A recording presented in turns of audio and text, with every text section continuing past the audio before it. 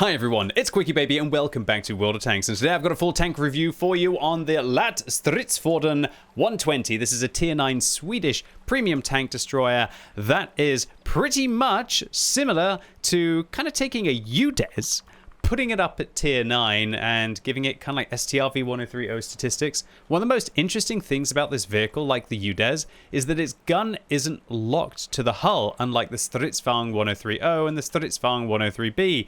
And so that means that you can actually use the gun outside of the siege mode and it doesn't completely rely on its hydropneumatic suspension. Add to that and some really impressive upper hull armor, at least against 120mm caliber guns and lower, and a very impressive 120 that hits harder than the tier 10 at 420 damage, and this thing looks like it might be the Swedish tank destroyer of your dreams. Is it? Well, that's what my job today is, to let you know. So let's compare the Lätt Stridsfordon 120 to the Stridsfordon 1030, and as I mentioned, this vehicle has a 120mm main armament that hits for 420, giving it a significant advantage over the 1030 and also the 103B at tier 10. That means you can overmatch the side of an STB1, for example, in all 35mm plates. However, it does come at a cost, this increased alpha, that is, of lower damage per minute and also lower penetration, significantly lower pen, although 290, that's still not bad, right, with those APCR rounds. Interestingly, the Lätt Stridsfordon 120 has 330mm of heat penetration, which is different to the APCR rounds that you'll have on the 1030. With 350mm of APCR, I'd still rather have 350 APCR. However, those heat rounds can be useful for penetrating thinly armored surfaces that are angled beyond 70 degrees that you can't manage to overmatch with the 120mm. The Lätt also has a slight alpha damage and penetration advantage with the HE rounds, so a little bit more flexible there. For those of you who absolutely love sniping, unfortunately this vehicle's shell velocity is 10% worse than the Stridsfordon 130, and it carries significantly less ammunition that more than outweighs the alpha damage advantage that the Lätt Stridsfordon has. So gun handling wise, you might look at this tank and think, that doesn't look very good. But remember, this is outside the siege mode. However, this tank, it actually gets 10 degrees of gun depression without using the vehicle's hydropneumatic suspension. As we can see here, when the siege mode is disabled, you can actually elevate the gun by 12 degrees and you can depress the gun by 10 degrees. Now, what that means is that the gun handling of this vehicle outside the siege mode is way more relevant than it is on the Stridsfordon 1030, where you pretty much can't turn the gun. You can turn the hull, but it's going to bloom out, but you can't really fire outside of the siege mode unless you're in close quarters combat.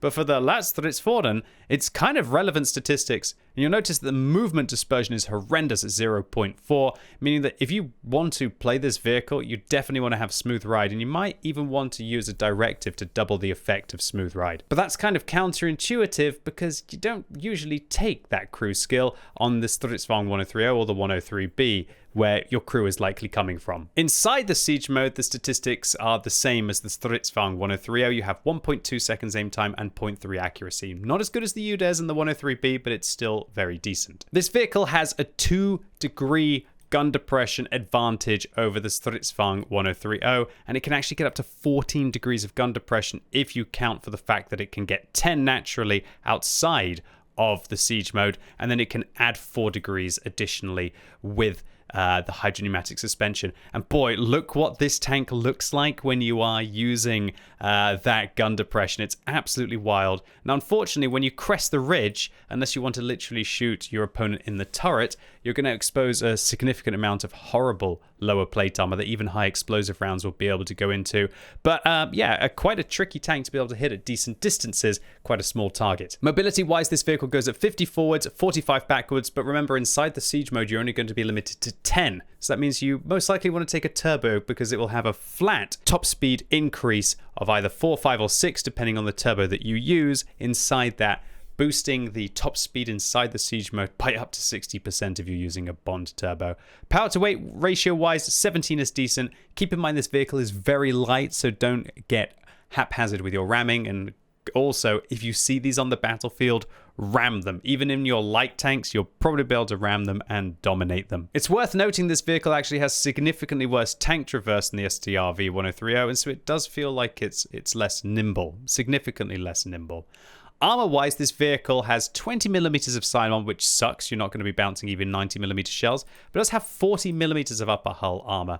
And this means that you'll be able to ricochet all guns that are lower in caliber than 121 millimeters that aren't firing heat, because as soon as they are, it doesn't matter if they have low caliber, they're still going to be able to go through you. All in all, though, that armor, it can prove to be pretty useful even when you're not using any of the gun depression of this tank. If you can manage to hide that lower plate, it does give your opponents something to have to aim at. Hit points wise, this vehicle is identical to the 1030 at 1500. It's a decent amount and a huge upgrade over the UDES. Camo rating wise, this vehicle is very sneaky. 15.62 when moving and 26 when stationary. Puts this on par with the UDES 03 as one of the most sneaky tanks in the game. The 7th most sneaky tank in the game, to be exact. And if we take a look at how the vehicle's camo rating while it's moving works out, it's not great news obviously compared to the light tanks, but if we omit the light tanks and only take a look at mediums, heavies and tank destroyers, we can see once again that the Lätt Stridsfordon has the 7th best moving camo of any vehicle in the game, even very sneaky mediums like the Borask and the Object 416. That makes this thing very hard to detect unless it's actually firing at you. And yeah, getting shot at 100 by 120 millimeter guns with 290 pen is no joke. Finally, this vehicle has 360 meters base view range, which kind of sucks, and that is going to cause you some issues until you get a good crew with a premium consumable and coated optics on this tank. And for free-to-play players, you're most likely going to want to have to use binoculars. But I digress, let's focus on crew skills first. This vehicle has a 3-man or woman person crew, so you'll be able to use your Stridsfang 103B crew. Crew skills wise, for your commander, I recommend Brothers, Repairs, Concealment, Recon, Emergency, and Coordination.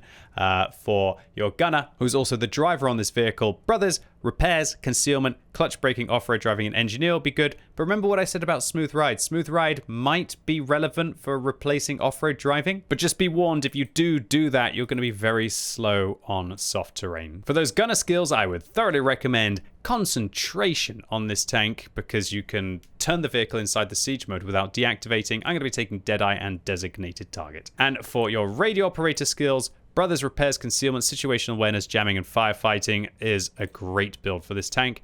And for your loader skills, I would recommend Intuition. I don't take that personally on the STRV 103B because the vehicle doesn't have access to heat. But as the Lätt Stridsfordon does, you definitely want to have a tactical switch to heat in some situations. And to add to that, I'll take Ammo Tuning and Perfect Charge to help my sniping capabilities. But you could drop Perfect Charge and use Adrenaline Rush if you wanted to have big last stands. Equipment-wise, I would use the same build on 90% of the maps that I play, and that will be Gun Rammer, Coated Optics, and a Turbo on this vehicle. For my second build, I will drop the Coated Optics and can take a Durability device for when I want to get going in short-range, close-quarters maps. For the field mods on this tank, definitely take Reinforced Suspension, follow it up with an Accuracy improvement, take the View Range after that. I would recommend you take the Scouting slot to be able to put your Coated Optics in. And for the final field mod, I personally want to improve the reload speed, but if you want to go for the Accuracy, that's down to you. But remember, this tank has impressive damage per minute, and I feel like lowering it might be a misplay. Anyway, that's quite enough jibber jabber. Let's get stuck in on the battlefield. All right, so let's roll out on Cliff. I guess there's two kinds of positions that you could use on Cliff. One would be contest the hill. Two would be go and sit at the back and snipe. Number three, I'm going to be a little bit more funky, and I'm going to go into a lovely little nook position that you'll see at the G2 area, where there's some nice bushes that we can make use of. So as you can see, this vehicle, not bad. It's not slow at all. With Engineer and a Turbo, we're going to be going at 55 kilometers an hour. And as soon as you get that second field mod, this vehicle's mobility feels oh so much better. Like pretty much all of the tank destroyers in World of Tanks, right? And this position here, this is just, oh, tasty. It's a lot more aggressive than the one that we see at the back. But people don't usually go and expect to get shot from this location. Whereas the positions over here, the quintessential tank destroyer location, that position is usually tagged a lot more of. So we're going to go for this WZ132A, but I'm actually going to make a bit of a misplay here. I didn't actually pull quite far enough behind the bush there, so that means that I get spotted. So that's really not something that you want. Not from the threat of getting shot, but more from the the point of, as soon as you're spotted in this position, your opponents aren't going to expose themselves as much unless they're silly, and we're going to get lucky. And look at that, lose 300 hit points unnecessarily. The only reason why I wanted to be in the bush there, I guess, is spot for myself so I can get a little bit more experience, but also, oh, look at that gun, delicious. But also, it's a lot easier to see where tanks are going to be visible when you're trying to shoot past these pillars, past these rocks, past these ridge lines, through the bushes on the other side as well. It's a lot easier to be able to navigate and to be able to prepare those shots. Talk about navigate and prepare those shots. I was not prepared for that 705A to poke around that corner. I was this time, though. And this alpha damage, I do notice it. The fact that this thing has 420 compared to the 390 that you'll have on the other high tier Swedish tank destroyers, it is noticeable, and it adds up. It adds up. It's only a marginal advantage, right? It's not like 30 alpha damage is the biggest of deals, but it's kind of like 7% extra alpha, and 7% extra alpha over the course of a game, it can make those trades feel a little bit more satisfying. So this DBV 152, I probably could have reloaded an HE shell and put a bigger hit into him there. And if I did penetrate an HE shell, I probably could have been able to kill him with a follow-up HE shell. But alas, I didn't intuition switch. A little bit of a misplay there. But this kind of a position, just wonderful. Absolutely wonderful. You can do very well with your medium tanks here. You can do very well with your tank destroyers here. And come to Daddy Can Opener. Lovely. But oh my word, another misplay. I get spotted by the DBV 152 while greedily going for the can opener. And that means that I might be out this game now. But I'm actually going to leave the bush here. The reason why I'm going to leave the bush is because remember how good this thing's camo is? It's only really when I'm firing that I'm ever going to be spotted by tanks that are over in that kind of distance. So as long as I get back here, oh, nice, right through the side there. For exactly the average damage this tank has at 420. But considering this vehicle's camo is so good, I can be on the other side of the bush, and as long as I don't fire, they won't see me. The real threat is that DBV, and I'm hoping the artillery is going to help me out. I'm going to give them a little bit of a poke. Come on, Artie. You can come and help me. Help me deal with that DBV. If they manage to get the DBV down to 400 hit points, then I'll definitely take a swing at them to try and get them out of this game. Looks like the can opener is probably going to take a swing at me. I don't usually get blind fired very much here. It's actually quite a tricky position to blind fire because you notice how the bush actually extends over the rock quite significantly there. So a lot of people, when they blind fire, they just blind fire the inside of the bush, which would make sense, but it doesn't work out. And the bush actually covers the rocks. They don't see that there's a rock there, and it gets a little bit awkward. Yeah, just a real tricky position to be able to dig out. Okay, so I feel like this location that we were using isn't really going to pay off too much more. Now that we've got people attacking towards the middle, and we've got a couple of tanks over towards the west. So I'm going to go make my way over here, and I'm going to show you that this thing's camo rating just allows you to spot your opponents and not get spotted, and then that should allow you to make good decisions when you're going to shoot them, right? But once again, remember, just because you've got good camo while you're not firing doesn't mean that you don't have good camo when you are firing. So I get bumped around the corner there by the char. The E75 is now stunned, which means that I can take a swing at them. But for some reason, my shell goes the only place on that entire tank that I couldn't penetrate. And I follow it up with another shell that unfortunately ricochets again. So, very disappointing there. But hopefully, we managed to hit that M53-55 blinds. But I actually get spotted awkwardly, nearly flip myself, which I seem to do all the time in my Swedish tank destroyers.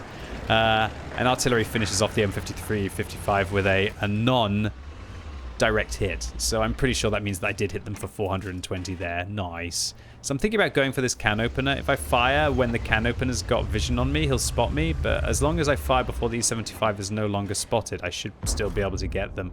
I kind of chicken out a bit from that shot. Not happy about that. Let's see if this... that char's really... I'm really enjoying that char, that's for sure. But hopefully now... Oh, come on. So yeah, this tank, it's definitely not as accurate as the 103B. Not as accurate as the UDES. Those two vehicles have 0.25 accuracy inside the siege mode. You know, this vehicle, if you wanted to have a little bit more accuracy, you could lower the rate of fire. And considering you've got the extra alpha damage advantage on this tank, it probably wouldn't be the end of the world. But remember, this is a DPM tank. And as you're going to see later on in the video, today, there are some situations where we can really release that damage per minute against our opponents, and it really does pay off. So far, it's an okay game, right? We managed to pull off 3,600 combined, including the blind shot on the arty, probably about 4k combined. But I've lost all of my hit points to be able to achieve that with some micro misplays against the DBV-152 and the E50. And when you make a significant amount of micro misplays, they add up to you not having any hit points and only being neck and neck on the enemy team with the amount of hit points that are spread between you.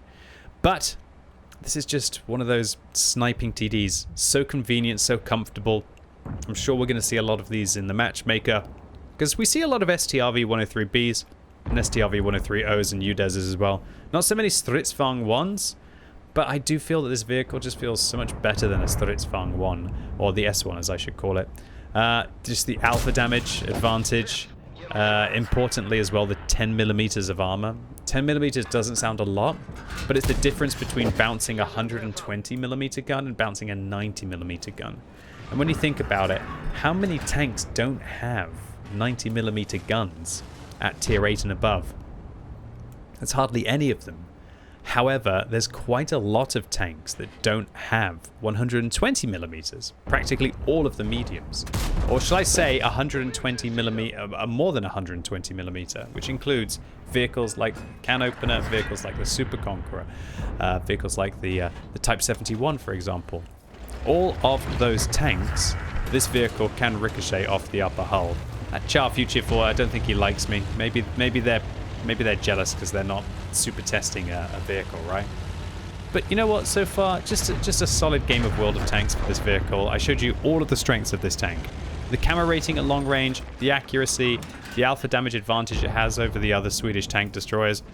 All of these advantages add up. And the only thing you really have to worry about is if you do end up getting spotted with when you fire. That's it. It's only really revealing yourself when you're firing that you could possibly be vulnerable. So this vehicle, it does basically look like just a fat UDES. The lower plate on this tank, I guess, is just the main disadvantage of this thing versus like a 103O or a 103B. If I'm playing a 103O or a 103B, I just sit in front, point my gun directly at my opponents, and unless they have 121mm or they have heat, I'll ricochet them. I guess unless they hit the weak point. However, this vehicle, you don't have that luxury with the lower plate. But look at that. I've got depression and elevation and flexibility even without entering the siege mode to finish off that arty and probably be able to get a 5,400 combined game here, including the blind fire. All right. You've seen this thing snipe.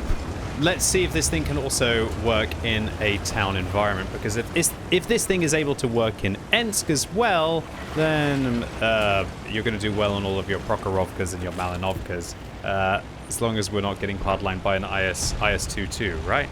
So, in this kind of a situation, this vehicle has nice 10 degrees of gun depression even outside the siege mode, but honestly, as soon as you get a turbo on this tank, you don't really have to worry about that, and you'd be silly to not go inside and have that improved aim time. And oh dear, TVP managed to get me, but you know what, I'm actually going to get a little bit of a revenge, and that's an absolute metal shot right there. Imagine your crew being on fire, literally, and still being calm enough to get the shell against the TVP, and yeah, nice high roll there. Just shot down the TVP who punished me.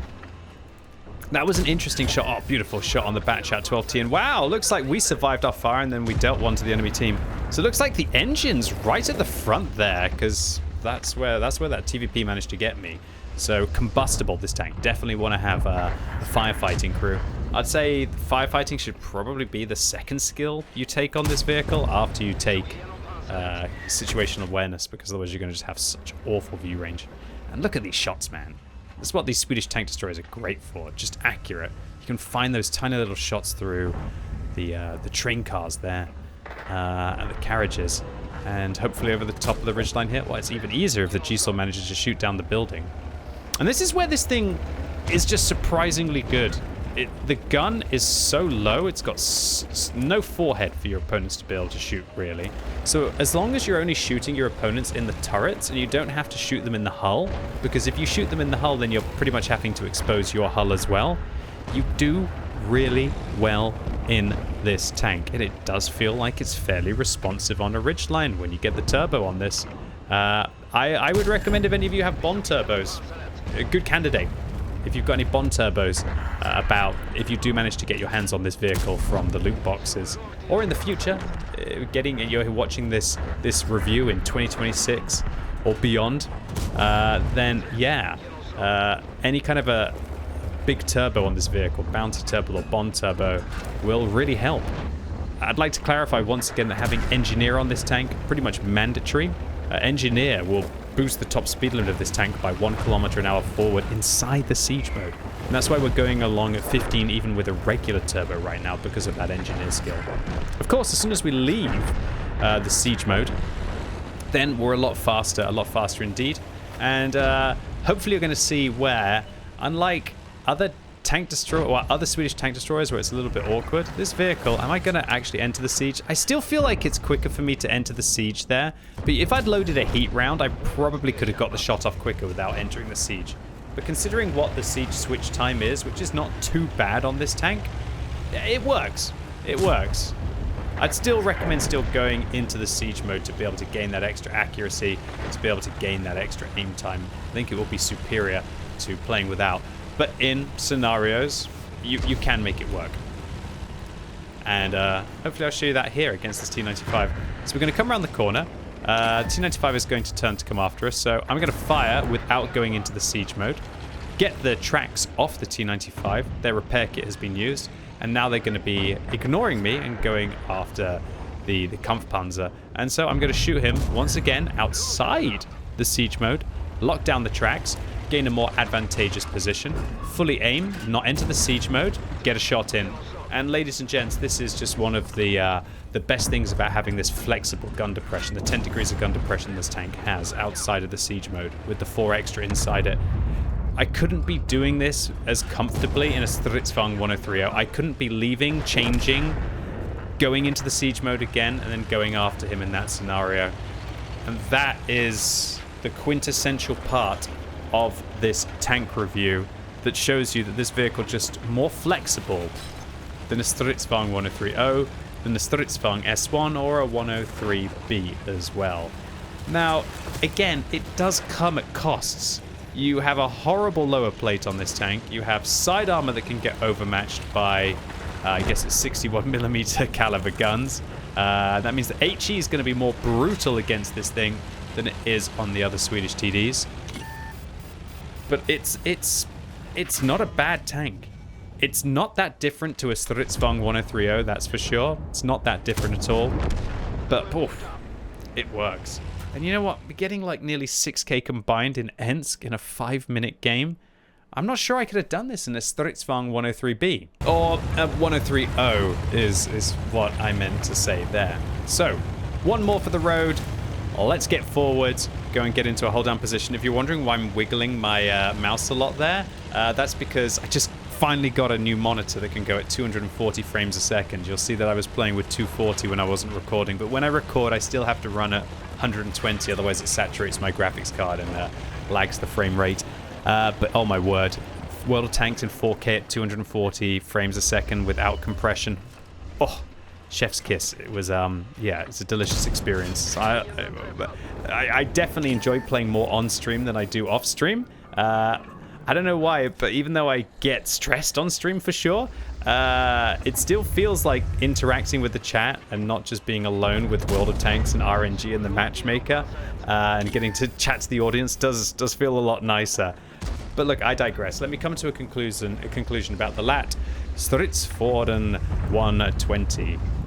It's a good tank destroyer. It's a good tank destroyer. Do I think it's crazy OP? No, it's not crazy OP. It's not that much better than a Stridsfordon 1030. If it is better than a 1030. Because remember, the 1030, you can just sit auto-aim at your opponent or preferably aim at their gun. And if they don't have 121mm and they don't have access to heat, you can just absolutely blaze them down. However, look at this tank working this ridgeline. Look at this tank working its excellent camo rating. for this, oh, this tank just feels so beautiful.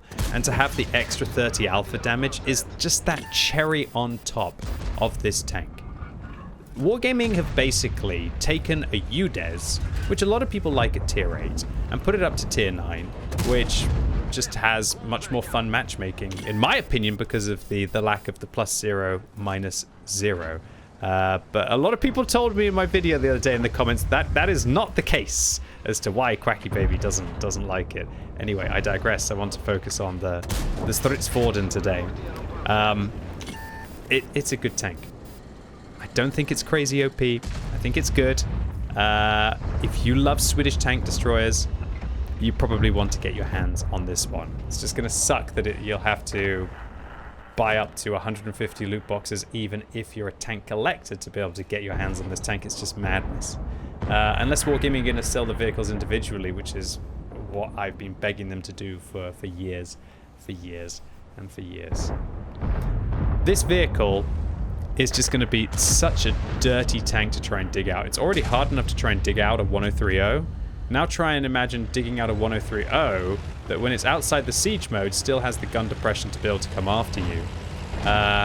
Then that's just obnoxious. And a 1030 with better camo rating and a 1030 with better alpha damage, albeit with less penetration to go along with it. But oh baby, look at that depression. Just wonderful. Absolutely magnificent. Just working this ridgeline like a boss looking for the Borask. But what? I get penned? What?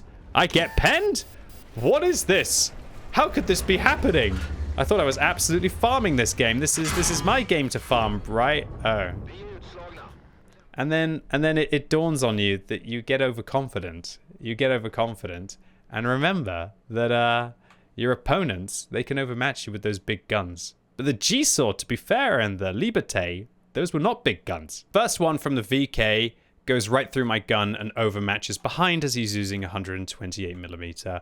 The T10 actually hits that bar of armor along there, but he didn't need to. He could have hit anywhere along because he's using 122mm.